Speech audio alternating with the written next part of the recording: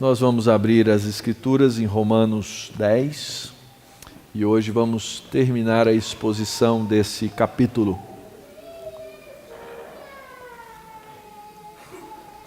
Romanos, capítulo 10. Por favor, abra a sua Bíblia e nós vamos ler do verso 14 até o verso 21. Romanos 10, 14 a 21. Você pode ler na sua Bíblia. Se você estiver sem a Bíblia, alguém pode ajudar aí ao seu lado para que vocês acompanhem a leitura. Diz assim a palavra de Deus: Como, porém, invocarão aquele em quem não crerão? E como crerão naquele de quem nada ouviram? E como ouvirão se não há quem pregue? E como pregarão se não forem enviados? Como está escrito: Quão formosos são os pés dos que anunciam coisas boas. Mas nem todos obedeceram ao Evangelho, pois Isaías diz: Senhor, quem acreditou na nossa pregação? E assim, a fé vem pela pregação e a pregação pela palavra de Cristo. Mas pergunto, porventura não ouviram? Sim, por certo. Por toda a terra se fez ouvir a sua voz e as suas palavras até os confins do mundo. Pergunto mais, porventura não terá chegado isso ao conhecimento de Israel? Moisés já dizia: eu vos porei em ciúmes com um povo que não é nação, com gente insensata eu vos provocarei a ira. E Isaías a mais se atreve e diz: fui achado pelos que não me procuravam, revelei-me aos que não perguntavam por mim. Quanto a Israel, porém, diz: todo o dia estendi as mãos a um povo rebelde e contradizente. Vamos orar? Senhor, diante da Tua santa palavra nessa hora, rogamos a bênção da iluminação do Espírito Santo. Pedimos, ó Deus, que pela Tua misericórdia, pela Tua graça, nos permita, apesar das nossas imperfeições, apesar dos nossos pensamentos tantas vezes serem distorcidos por tantas coisas, que o Senhor nos permita entender a verdade da Tua palavra. Tem misericórdia de nós e nos abençoa e nos orienta e nos dirige. Que as palavras dos meus lábios e o meditar do meu coração sejam agradáveis na Tua presença, Senhor meu, rocha minha, Redentor meu. Amém. Pregação do Evangelho é uma ordenação de Deus para todo o seu povo em todo o tempo. E na Bíblia nós encontramos exemplos de coisas que às vezes são muito difíceis de entender. De coisas que são muito difíceis de entender. Algumas coisas que parecem que à primeira vista não nos fazem sentido quando olhamos para a Escritura, porque parecem dois opostos. Por exemplo, quando nós olhamos para o profeta Isaías e o seu chamado. Lembram do profeta Isaías? Ele estava no ano da morte do rei Uzias e ele viu Deus assentado no seu alto e sublime trono e Deus então pergunta: quem irá por mim? Ele responde a Isaías, de prontidão responde a Deus: Senhor, eis-me aqui, envia-me a mim. E aí Deus diz para Isaías uma coisa que é difícil de entender. Ele diz para Isaías: olha, vai e prega, para que vendo eles não enxerguem, ouvindo não entendam. Que chamado é esse? Mas exatamente isso que está lá no capítulo 6 de Isaías. Tanto é que quando a gente chega aqui está a citação e nós lemos na liturgia, Isaías, de certa forma, ele pergunta para Deus, ele fala assim, Deus, eu estou pregando a minha vida inteira. Quem creu na nossa pregação? Por outro lado, nós temos a história do profeta Jonas. Deus chama Jonas, que conhecia o Evangelho, que conhecia a verdade, e diz, Jonas, eu quero que você vá para a cidade de Nínive pregar o Evangelho. E Jonas prontamente pega um barco para o outro lado. Foge de Deus. Não obedece a Deus. Deus faz com que ele chegue lá na cidade de Nínive, na marra, dentro do grande peixe. E você lembra a razão pela qual Jonas não queria ir pregar o Evangelho em Nínive? Ele fala assim, Senhor, o Senhor é misericordioso, o Senhor é cheio de graça, eu vou chegar lá, vou pregar o Evangelho, e aquele povo miserável que eu não gosto vai converter. E eu não quero que eles convertam, eu não quero que eles recebam a tua graça. Então, para um povo, Deus manda pregar e diz, você vai prega e eles vão ter o coração duro. Para esse outro povo eu vou usar de misericórdia, eles são o oposto daquilo que alguém espera ser o povo de Deus e eu vou convertê-los. E aqui, nesse trecho que nós lemos da carta aos Romanos, o apóstolo Paulo está exatamente explicando a razão e o porquê dos próprios judeus, que são chamados o povo de Deus, que receberam a revelação de Deus, que receberam o culto de Deus, que receberam os sacrifícios, que receberam a lei, que receberam a presença de Deus de maneira abundante, o porquê eles não se converteram. Então, ao longo da carta aos Romanos, dessas diversas sessões que nós estamos trabalhando, nós já vimos lá no comecinho que o apóstolo Paulo explica, todos estão debaixo da condenação de Deus, todos carecem da misericórdia e da glória de Deus, porque não conseguem ver a luz de Deus. Sejam os pagãos, pela consciência que Deus colocou, eles negam essa consciência, seja pela revelação natural de Deus, os céus proclamam a glória de Deus, o firmamento anuncia as obras de sua mão, eles não conseguem ver a verdade sobre Deus, seja pela palavra, sejam os judeus que receberam os oráculos de Deus e negaram a verdade. Então Paulo apresenta a única solução para o problema do homem, que é a justificação pela fé, é recebermos a justiça de Deus, porque Ele vem, age no nosso coração, muda a nossa natureza, Ele nos dá o presente da fé e Ele nos faz crer. E é por isso que nós estamos aqui. Eu só sou crente porque Deus resolveu agir na minha vida e fazer de mim crente. E você quer saber a razão por que Deus fez isso? Qual era o atributo, qual era a qualidade que eu tinha para Deus fazer isso em mim? A resposta é simples: nenhuma. Eu era inimigo de Deus. Mas Ele, na sua graça e misericórdia, resolve salvar aqueles que são o seu povo, aqueles que são os seus eleitos. Agora, uma vez salvos, o que nós vamos fazer? E o apóstolo Paulo, então, explica nos capítulos 6, 7 e 8.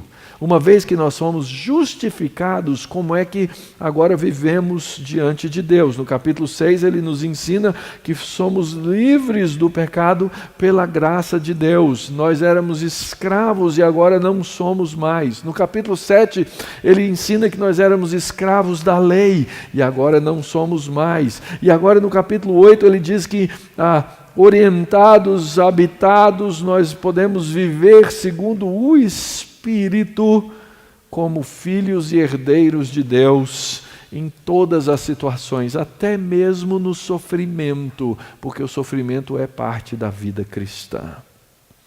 E por fim, ficou uma última pergunta: A audiência do apóstolo Paulo era composta de vários judeus. Ele fala assim, eles perguntam, né? Paulo imagina alguém perguntando e ele responde, mas e agora? E aquelas promessas todas que Deus fez para os judeus, toda aquela coisa que ele disse que faria com o povo do Antigo Testamento, o que acontece naquela situação? E é isso que nós estamos trabalhando nesses capítulos 9 e 10, e ainda temos mais um para ver, que é o 11. As promessas de Deus, na verdade, elas não se perderam. Elas se cumpriram, elas se cumprem no verdadeiro Israel. Ele diz no capítulo 9, os judeus eles são responsáveis diante de Deus, eles rejeitaram o Evangelho, mas não são todos os que rejeitaram o Evangelho. Eles eram ignorantes da justiça de Deus, mas Deus, na sua misericórdia, preserva aqueles que são seus. O Evangelho da graça já era pregado no Antigo Testamento, mas eles não quiseram ouvir esse Evangelho. E aí então ele vai nos mostrar e explicar como é que um judeu era salvo, como é que judeus foram salvos, para quem é essa salvação. E na última parte então, da última exposição, nós terminamos exatamente nessa frase que acontece no capítulo 10, no versículo 13. Todo aquele que invocar o nome do Senhor será salvo. Então, o que Paulo está dizendo é o seguinte, apesar da rejeição dos judeus como uma nação, como um todo, o que acontece é que, se mesmo no meio dos judeus, ou fora do povo de Israel, qualquer um que invoca o nome de Deus é salvo. O anúncio do Evangelho é para todos. Nós não selecionamos para quem vamos pregar o Evangelho. O anúncio do Evangelho, ele é gratuito, ele é levado para todas as pessoas, em todos os lugares. É nossa função e nosso papel, assim como era o papel de Israel, sair espalhando a semente da boa nova do Evangelho, para que todo o homem possa, de alguma maneira, ouvi-la. E aí então, a partir desse verso 14, que é o texto que nós lemos, o apóstolo começa a explicar como é que alguém chega à fé. Parece a coisa mais óbvia, mas nem sempre é tão óbvia assim. Lembrando que, obviamente, ele está falando para o contexto dos judeus, nesses capítulos todos ele está explicando isso, e ele então começa a dizer que alguém poderia argumentar que os judeus, quem sabe, não poderiam chegar à fé porque ninguém tinha pregado as boas novas para eles. Mas ele já tinha dito no verso anterior, uma citação do livro do profeta Joel, no capítulo 2 e também no livro de Atos. Todo aquele que invocar o nome do Senhor será salvo, inclusive os judeus. Então agora o apóstolo faz 4 perguntas que estão aí no texto listadas. Como vão invocar em quem não creram? Como crerão se nada ouviram? Como ouvirão se não há quem pregue? E como pregarão se não forem enviados? E o argumento do apóstolo Paulo é que esse evangelho da graça de Jesus Cristo, ele na verdade foi pregado exaustivamente ao povo do Antigo Testamento. E é por isso que ele vai usar esse texto do profeta Isaías. O profeta Isaías viveu algumas dezenas de anos antes do cativeiro da Babilônia, mas ele fala sobre esse cativeiro. Esse cativeiro que foi quando o povo de Deus foi expatriado, ele foi tirado da sua terra e levado cativo para a Babilônia. Esse cativeiro ele estava anunciado há muito tempo. Aliás, ele é uma consequência da desobediência do povo de Deus ao pacto, à aliança de Deus. Deus havia dito, olha, se vocês me desobedecerem, vocês não vão viver confortavelmente nessa terra, não. Vocês vão ter as consequências da desobediência pactual. E o profeta Isaías, então, antecipadamente fala tanto da ida para o cativeiro quanto da volta do cativeiro. Porque Deus, na sua graça, ele disciplina o seu povo e aqueles que são verdadeiramente seus, ele faz o quê? Ele traz de volta. Então, Isaías começa, Paulo começa com essa citação de Isaías, dizendo quão formosos são os pés dos que anunciam coisas boas. Veja bem, uma figura de linguagem, tá? Deve ter gente com pé bonito, mas a maioria dos pés, eles não são aquela coisa mais linda. A figura aqui é que o pé é belo, porque ele é aquele que leva a boca, que anuncia as boas novas. Quão formosos são os pés daqueles que anunciam essas boas coisas, aqueles que caminham e anunciam para levar a graça incansável de Deus, para que Deus então trate de maneira graciosa o seu povo e assim eles sejam de fato um povo salvo e um povo remido. Então Paulo aqui acrescenta um ponto ao fato de que os judeus agiram de maneira rebelde contra o Senhor, e Deus então não limita a constituição do seu povo a uma etnia, mas Ele faz com que o seu povo seja a semente de Abraão, aqueles que são os filhos na fé de Abraão, aqueles que têm a mesma fé de Abraão, para que então esse povo de Deus seja feito, seja construído, seja constituído. E isso é a história da igreja de Jesus Cristo.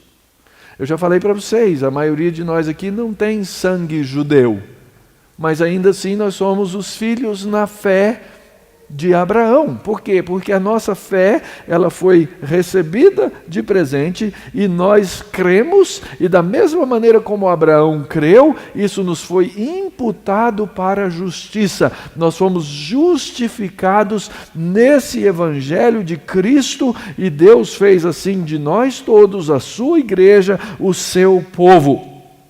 Mas aqui também nós aprendemos como é que funciona o processo de pregar.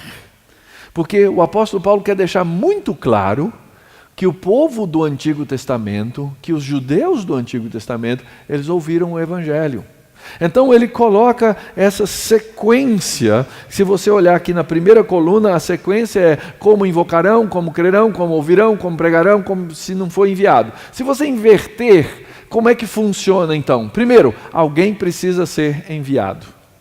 Esse que é enviado prega. A pregação é ouvida. Uma vez ouvida, as pessoas creem nesse evangelho e finalmente então fazem o quê? Invocam o nome do Senhor.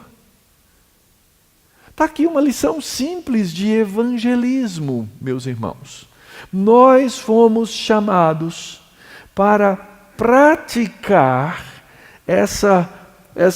esse trabalho, para sermos aqueles que têm os pés formosos, que sobem pelos montes e que anunciam a palavra de Deus. É uma lógica clara, evidente, que parte da palavra para que nós aprendamos como o processo todo funciona. E essa lógica, queridos, é a lógica que funciona na igreja de Jesus Cristo hoje. Essa mesma verdade está diante dos nossos olhos e dos nossos corações. Nós recebemos um chamado de Jesus Cristo, nós recebemos uma ordem de Jesus Cristo que está na grande comissão: ide por todo o mundo e pregai o Evangelho. É parte da nossa função pregar o Evangelho. Nós temos que sair, nós temos que ir, nós temos que acreditar que os eleitos de Deus estão espalhados pelo mundo. E aonde nós formos, nós deixaremos a mensagem de Deus para a salvação dos seus eleitos e a mensagem de Deus para a condenação dos que não são. Essa é a função da igreja. Esse é o nosso papel. Os eleitos estão aí à nossa volta. E nós temos que falar dessa boa nova. Aqueles que são os eleitos vão ouvir e vão crer. E aqui fica a pergunta para a igreja. Aqui fica a pergunta para o povo de Deus. Você acredita que o Evangelho de Jesus Cristo converte corações? Porque muitas vezes o nosso raciocínio é mais ou menos assim: Deus me salvou, mas eu já era meio bonzinho. Sabe como é que é? Eu já estava bem prontinho para receber o Evangelho. Mas aquele cão do meu vizinho, aquilo lá não tem Deus que dê jeito. Aquele meu parente, aquilo ali, nem Deus dá conta. Na verdade, queridos, nós não acreditamos que o poder do Evangelho converte pessoas.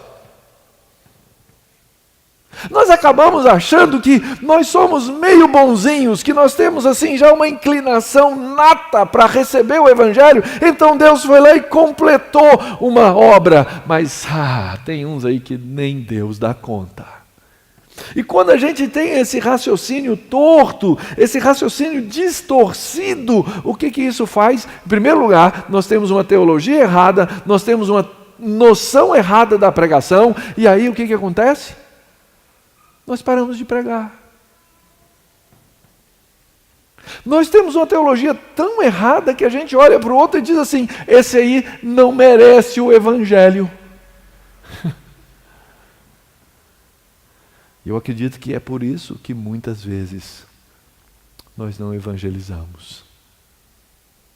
É por isso que muitas vezes nós não articulamos o Evangelho. É por isso que muitas vezes nós nos envergonhamos de pregar o Evangelho. Estou com vergonha. Se eu falar do Evangelho de Cristo, o que essa pessoa vai pensar de mim? Ela vai pensar que eu sou um fanático religioso, que eu acredito que existe um Deus que converte o coração das pessoas. Eu não. Mas não é exatamente isso que você acredita? Ou talvez não. O Evangelho, ele nos dá destemor. O Evangelho, ele nos dá segurança. O Evangelho nos dá ousadia para pregá-lo. Mas muitas vezes nós somos como os discípulos depois mesmo da ressurreição de Cristo, antes da descida do Espírito Santo, lembra? Eles estavam morrendo de medo de pregar. Mas depois que o Espírito Santo veio, o Espírito Santo fez o quê? Ele habilitou a igreja de Jesus Cristo com o poder para a pregação do Evangelho, e sereis minhas testemunhas em Jerusalém, em Samaria e até os confins da terra.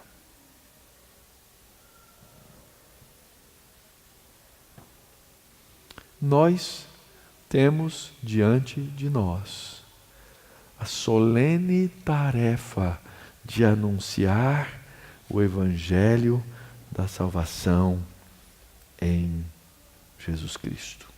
Lá no final eu vou voltar a esse tema. Mas continuemos na caminhada aqui do nosso texto. Então, alguém pergunta como se chega à fé? Ora, alguém anuncia, é enviado, alguém prega, alguém ouve, eles creem e invocam o nome do Senhor. Então, o próximo argumento do apóstolo Paulo, nos versos 16 e 18, é: não tem desculpa, todo mundo ouviu.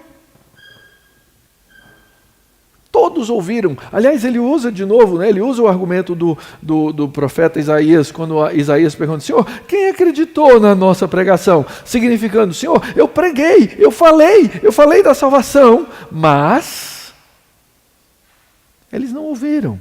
E o apóstolo Paulo fala que essa pregação, que ele extrai essa citação lá do texto do profeta Isaías, ele diz que sim, era uma pregação que Isaías fazia de quem? Da palavra de Cristo. A palavra de Cristo, o Evangelho da graça, o Evangelho da salvação, foi sim anunciado com clareza aos judeus. Alguém podia ainda levantar, mas talvez eles não tenham ouvido. E o apóstolo Paulo mesmo responde no verso 12, não, eles ouviram sim. E aí o apóstolo cita um verso do Salmo 19, que é um salmo muito bonito, muito belo e muito interessante. É dividido em duas partes. A primeira parte do Salmo 19 fala-nos daquilo que nós chamamos na teologia de revelação geral. Os céus proclamam a glória de Deus, o firmamento anuncia as obras das suas mãos. Não há som, não há palavras, mas por toda a terra fez ouvir a sua voz, até os confins do mundo. E aí ele cita o sol. O sol é a evidência de que ninguém pode dizer que não ouviu a palavra de Deus por meio da sua revelação geral. Todo mundo um dia teve contato com o sol. O sol é autoevidente. Ninguém pode dizer assim, o sol não existe, porque ele está lá. Todo mundo vê um dia. E a segunda parte do Salmo fala da lei do Senhor, da justiça da lei do Senhor, dos juízos do Senhor. Ora, os judeus ouviam essa lei todos os dias. Eles iam para o sábado nas sinagogas, antes iam para o sábado só no templo, e ali eles viam sacrifícios, e ali eles ouviam os sacerdotes explicar a lei, eles ouviam toda a explicação da verdade de Deus, daquilo que Deus havia feito no passado, daquilo que Deus fazia no presente, estando ali no meio do seu povo, e das coisas que Deus faria no futuro. Eles não têm desculpa. Nem o gentil, e aqui no caso, nem o judeu. Eles deveriam ter acreditado, mas eles não acreditaram. Eles sabem que deveriam abraçar aquela palavra, ouvir por fé a mensagem, essa palavra que era já anúncio do Messias, que era palavra de Cristo, ele é o conteúdo e o autor da palavra, e no final das contas eles deveriam se dobrar e eles deveriam invocar o nome de Deus. Mas não fizeram isso. O Evangelho se fez ouvir por toda a terra. Na verdade, Paulo está usando o mesmo argumento que ele usou no capítulo 1 de Romanos, quando ele disse: a ira de Deus se manifesta dos céus sobre toda a impiedade dos homens que detêm a verdade pela injustiça. E aí ele diz assim: porque os atributos invisíveis de Deus, o seu poder, assim como a sua própria divindade, desde o princípio se reconhecem por meio das coisas que foram criadas. Os homens não têm desculpa. E se os homens não têm desculpa, os judeus ainda têm menos desculpa para isso. A boa nova foi pregada. Mas ele diz: nem todos obedeceram ao Evangelho. Observe que ele deixa a porta aberta. Porque vários ouviram e creram. E esse é o próximo argumento do apóstolo Paulo. Ele diz: os eleitos de Deus, mesmo no meio de Israel, eles receberam o Evangelho. E ele diz assim, pergunto mais: porventura não terá chegado isso ao conhecimento de Israel? Porque Moisés já dizia: eu vos porei em ciúmes com um povo que não é nação, com gente insensata, eu vos provocarei a ira. E Isaías a mais se atreve e diz: fui achado pelos que não me procuravam, revelei aos que não perguntavam por mim, mas quanto a Israel, porém, diz: todo dia estendia as mãos a um povo rebelde e contradizente. Então alguém ainda levanta: mas Paulo, será que pode ser que eles estivessem passando lá no templo, escutaram alguma coisa, viram alguma coisa, até chegaram a ver o sacerdote fazer o sacrifício lá naquela parte mais externa do templo, mas será que eles entenderam? Será que era possível entender? A resposta do apóstolo Paulo é: claro que era. Tudo aquilo, queridos, que está no Antigo Testamento nos foi dado com um propósito. Aliás, a própria Escritura afirma, o profeta Isaías diz: a palavra de Deus não voltará vazia. O que significa isso? Isso significa que tudo aquilo que Deus projetou para que a sua palavra fizesse no devido tempo, se cumpre. Tudo que Ele projetou se cumpre. seja para a salvação, seja para a perdição. A palavra de Deus não volta vazia. E olha só como é que Paulo contrasta o conhecimento de Israel com as nações que não eram o povo eleito de Deus.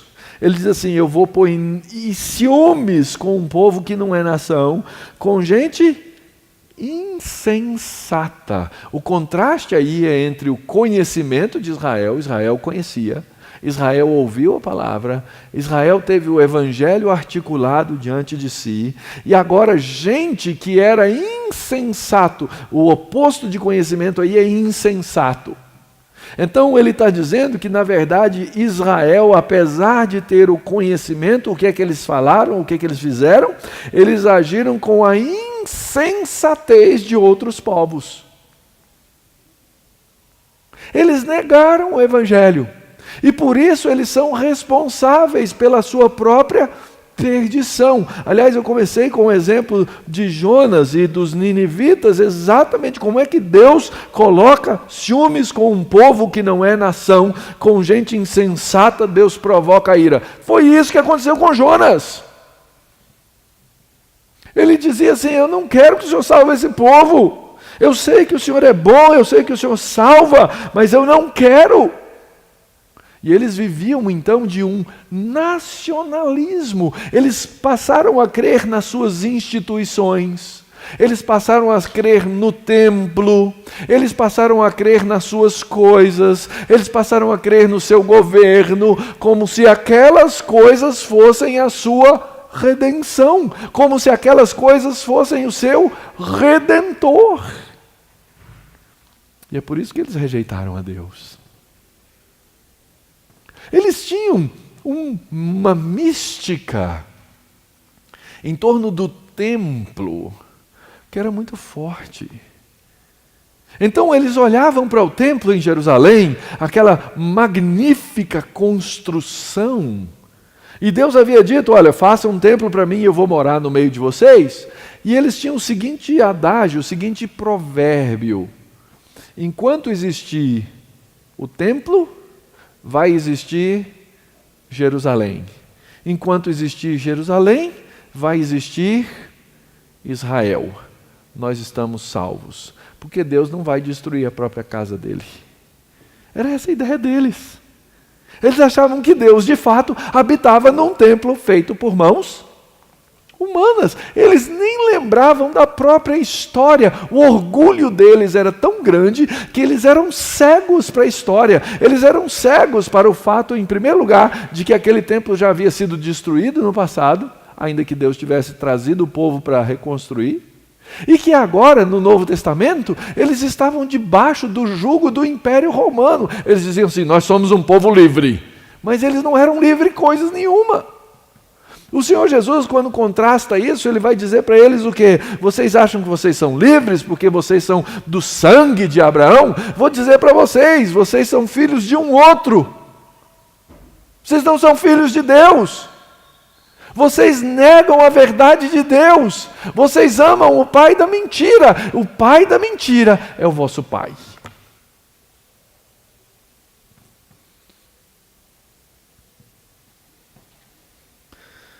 E aí, é engraçado a maneira como Paulo coloca as coisas, né? Verso 20, porque ele sabia que isso era afronta para os judeus. Ele diz assim: Isaías a mais se atreve. Olha o profeta atrevido aqui. Isaías a mais se atreve. Ele diz assim: fui achado pelos que não me procuravam, revelei-me aos que não perguntavam por mim. Gente que não conhecia nada de Deus, que não sabia nada a respeito de Deus, que não sabia nada a respeito da lei de Deus, de repente se depara com a verdade de Deus e crê. Enquanto Israel tinha todas as coisas na sua frente, recebia a misericórdia de Deus. Olha só o verso 21. Todo dia estendia as mãos a um povo rebelde e um povo contradizente. Então, gente que não sabia nada do caminho de Deus, achegou-se a Deus. E gente que sabia tudo a respeito de Deus, agiu de maneira desobediente e obstinada. Irmãos, eu não quero receber essa acusação sobre mim, não. Porque ainda que Paulo aqui esteja falando da história de Israel, é possível muitas vezes olhar para a igreja de Jesus Cristo ao longo da história e a igreja contemporânea, gente que está perto do sagrado, gente que está perto da palavra de Deus, gente que está perto do culto a Deus, gente que está perto das missões a Deus, gente que age de maneira rebelde, contradizente contra Deus. Vou dizer para vocês, serão sim rejeitados. Não se iluda. Não ache que ser religioso vai te salvar. Não pense que ter sido batizado, seja na infância, seja adulto, representa a sua salvação. Não pense que comparecer a uma igreja só por comparecer é o que vai te garantir a entrada no céu.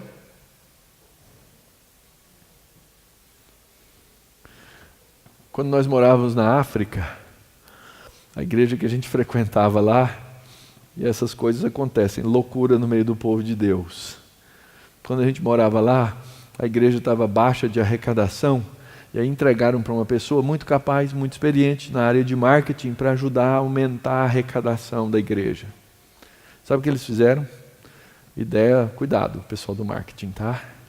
Eles fizeram um carnê, como se fosse um bilhete, uma passagem aérea. E eu não sei se você é dessa época, mas na década de 80, 90, não era igual hoje, tudo eletrônico e tal. As passagens aéreas, elas tinham 5, 6 páginas de carbono. Tem uns rindo assim, porque já voaram nessa época, né? Era um mundo de pagininha assim, e a pessoa preenchia a mão, né, Cida? A Cida está rindo ali porque ela sabe, né? Preenchia a mão, as últimas páginas você nem enxergava o que estava escrito mais. E aquilo ali era o seu carnê para você embarcar num avião. E a ideia do marqueteiro foi: dê ou compre a sua passagem para o céu. Era o carnezinho de contribuição da igreja. Religião de obras. As pessoas acreditando que a sua vida religiosa, que os seus dízimos, que as coisas que nós fazemos são as coisas que nos levam para o céu. Gente próxima do sagrado, gente religiosa. Era uma igreja presbiteriana. Então não importa a igreja. Tem gente que diz assim, porque eu sou da igreja X, é que eu sou salvo. Vou dizer que no inferno vai ter lugar para todas as denominações, queridos. Não se preocupem. Para todas elas. Inclusive essa. Nós precisamos crer no Senhor do Evangelho. Eu não estou dizendo com isso que a nossa denominação é ruim, que ela é inútil. Graças a Deus, porque Deus nos deu um lugar, um meio, uma estrutura para que nós pudéssemos pregar o Evangelho de Jesus Cristo, anunciar as boas novas de Jesus. Mas o que você não pode confundir é a sua religião com a salvação. E eu dou graças a Deus, essa igreja está aqui, essa plantação de igreja está aqui, sabe por quê? Porque uma igreja local resolveu plantá-la, porque a nossa denominação, a Igreja Presbiteriana do Brasil, resolveu investir, investe há muitos anos para que a igreja possa chegar aqui. Todas essas coisas são importantes e necessárias. O que nós não podemos fazer é como os judeus, achar que a presença do templo salvava. E é isso que eles pensavam. Eles achavam que o templo era a garantia da salvação deles. O exemplo disso é que quando Jesus falou assim, eles estavam saindo do templo, Jesus e os discípulos, eles desceram por umas escadarias para subir até o até o Monte das Oliveiras. Então, Jerusalém tem o templo, você desce um vale, sobe do outro lado é o Monte das Oliveiras. Várias vezes Jesus foi para lá com os discípulos orar. E enquanto eles passavam, eles estavam admirados da grandeza do templo. E de fato, eu já fui a Jerusalém outras vezes, pretendo ir outras vezes no futuro. É admirável. As pedras do muro do templo, construído por Herodes o Grande, tem pedras, gente, que tem 10 metros de comprimento, uma pedra. Então, aqui tem 14 metros. Então, você pega de lá até aqui, é uma pedra. Com 1,5 metro de largura, 1,5 metro de altura. Uma pedra. É de admirar. É admirável. Você olha para aquilo e fala assim, isso aqui não tem jeito de derrubar. Quem consegue derrubar isso aqui? Pensa isso 2000 anos atrás. Eles olhavam para aquelas pedras e se admiravam da beleza. As pedras são frisadas, elas têm um friso, cada uma delas. É admirável. E Jesus olha para eles e fala assim, vou derrubar e reconstruir em 3 dias. Lembra das perguntas que eles fizeram? Senhor, então quando é que vai ser o fim do mundo? Porque se o templo for derrubado, Jerusalém vai desaparecer, o mundo vai acabar. Eles não entenderam. Eles criam não no templo, que é Cristo, não no Messias. Eles acreditavam nas pedras. Minha pergunta para você, querido, é no que você acredita? Você acredita em estruturas, pedras, endereços, CNPJs, contas bancárias? Ou você acredita naquilo que Deus está fazendo no meio do seu povo por intermédio para a glória dele? Esse foi o problema. Os judeus, em plena rebeldia, passaram a crer nas coisas erradas e foram um povo desobediente e rebelde. E nós, queridos, o que faremos? A primeira coisa que a gente aprende com tanta clareza nesse evangelho é que pregar o evangelho é uma responsabilidade de todos nós. Você pode dizer assim, mas pastor, eu não tenho esse dom assim de evangelista. Nem eu. Na hora de sentar com uma pessoa, se Deus não abrir a porta, eu não consigo falar para ela. Eu não sou aquele cara, eu tenho amigos que são assim. Ele senta do lado de uma pessoa no avião, ele olha para o lado e fala assim, agora esse cara me paga. E ele evangeliza na hora. Eu não sou assim.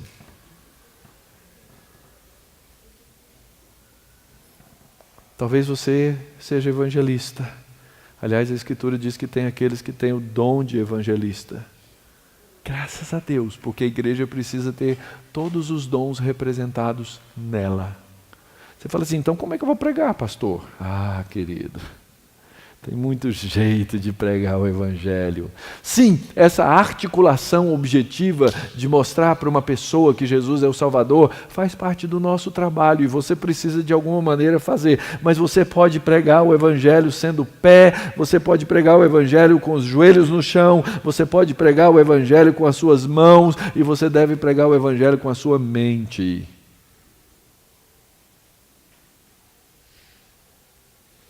Isso você pode fazer.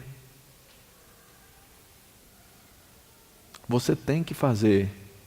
Você fala assim, pastor, mas tão difícil na hora que eu vou falar de Jesus para alguém, começa a gaguejar, começa a suar frio, me dá piriri, todo tipo de coisa, já ouvi todo tipo de história.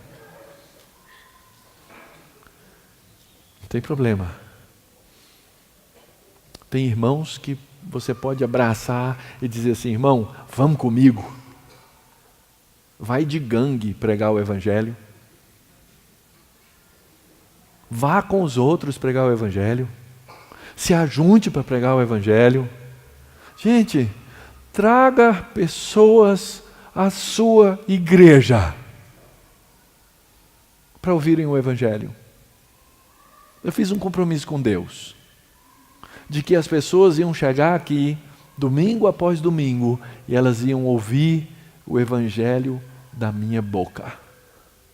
Esse é um compromisso da Igreja Presbiteriana da Barra Funda, de que as pessoas não saiam daqui sem ouvir o Evangelho da graça de Jesus Cristo. Então, se você está aqui hoje, é visitante, deixa eu falar uma coisa para você. Quando eu te cumprimentei lá na porta, eu tinha feito uma oração pela sua vida. Eu disse: Senhor, esses visitantes que vão chegar aqui hoje, eles precisam ouvir o Evangelho da graça de Jesus Cristo. Me habilita para fazer isso. Você podia hoje ter orado por pessoas que aqui haveriam de chegar para ouvir o Evangelho. Nós tivemos uma reunião de oração que começou às 9h30 da manhã, que era para orar por essas pessoas. Você não pode pregar o Evangelho? Você pode, mas muitas vezes nós nos acomodamos no nosso lugar. Não, isso não é tão importante. Isso não é a essência. Deixa eu falar para vocês uma coisa. Para que isso possa acontecer, tem custo. Então, você pode pregar com a sua mão, você pode pregar com a sua contribuição. Ir, orar, contribuir. Tudo faz parte de um grande processo, do qual você, como corpo do membro do corpo de Cristo, faz parte. Sabe como é que nós pregamos o Evangelho hoje? Com um café quentinho, com pão de queijo, com boa música, com comunhão, com um almoço, com a nossa alegria.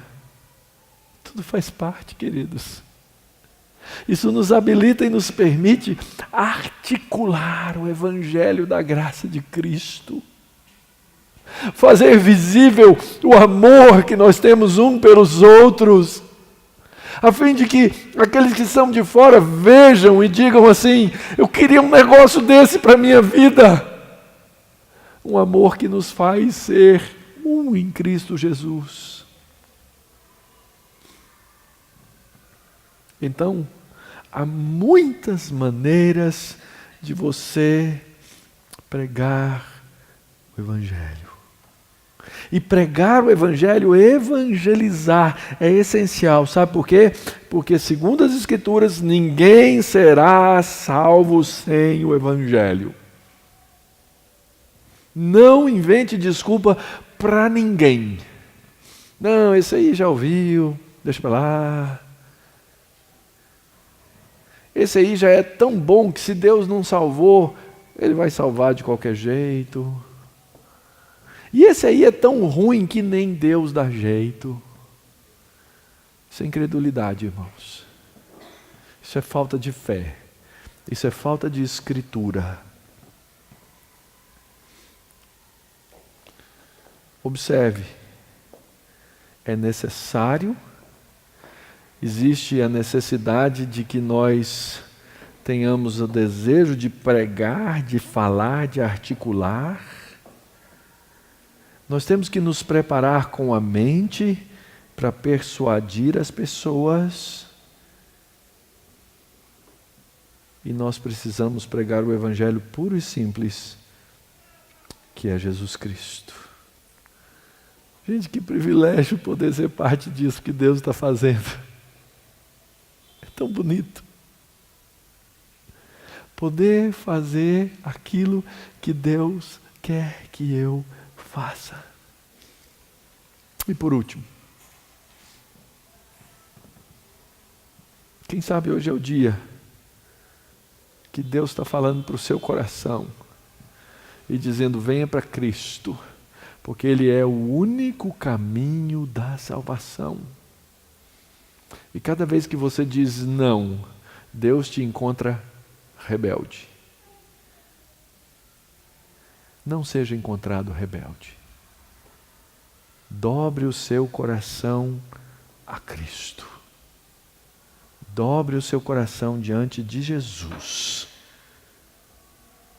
E caminhe pela causa do Senhor.